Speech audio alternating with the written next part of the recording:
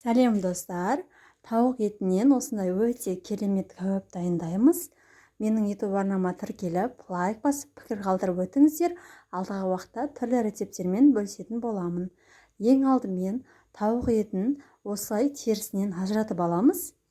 Бұл жерде үйіңіздегі ер адамның көмегі қатты қажет болады. Маған ағам көмектесті. Осылай терісінен барлығын ажыратып аламыз.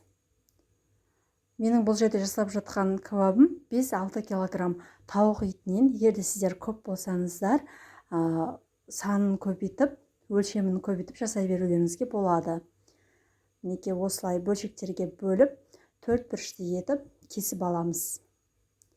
Міндетті де терісінен ажыратыңыздар. Піскен кезде өте әдемі болып піседі.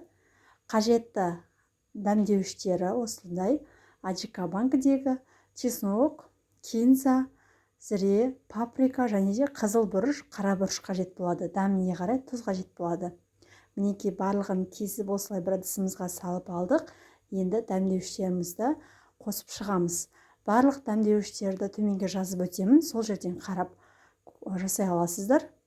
Осылай зіремізді салып, оның үстінен қара бұрышымызды себеміз. Барлығын көз мөлшерімен дәміне қарай қосып шығамыз. Қызыл бұрышымызды, паприкамызды себеміз. Паприка бұл жерде бұрыш емес, қызыл түс беретін дәмдеуіш. Оның үстінен кинзамызды саламыз. Оның үстінен чеснок дәмдеуішімізді. Егер сіздер чеснок дәмдеуіш болмаса, чесноктың өзін майдалап турап қоссаңыздар болады. Енді үстінен кішкентай банкадағы аджиканы толықтай салып араластырып аламыз. Мінекей аджиканы салдық. Оның үстінен дәміне қарай тұзымызды саламыз.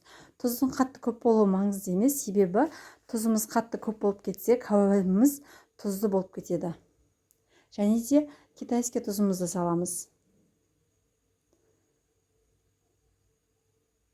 Мінекей барлық дәмдеуіштерімізді салып алдық. Енді үстінен ақ майымызды құямыз. 2 ас қасық сұйық майымызды құйып алдық. Қолымыздың көмегіменен жақсылап араластырып аламыз. Мінекей араласқан кезде осындай біркелкі болып шықты. Мүмкіндік болса 5-6 сағатқа қойып қойыңыздар. Егерде асығыс болса 1-1,5 сағатта дайын болады. Мінекей біздікі 5-6 сағат тұрды. Енді осымызды арнайы палочкаларға орналастырамыз.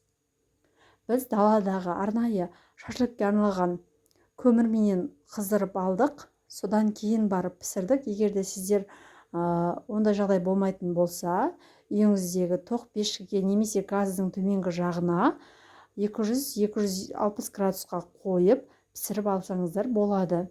Дәмі өте керемет болып шығады. Мінекей барлығын осылай таяқшаларға орнатып алдық.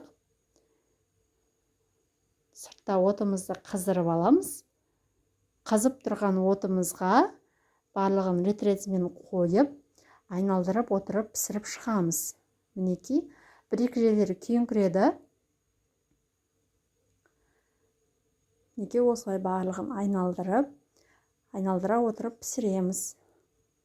Нәтижесінде осындай өте керемет кәуабымыз дайын болды. Сіздер де міндетті түрде жасап көріңіздер. Өте жұмсақ, өте дәмді, сочный болып шығады. Қолдауларыңызға рахмет. Ас болсын.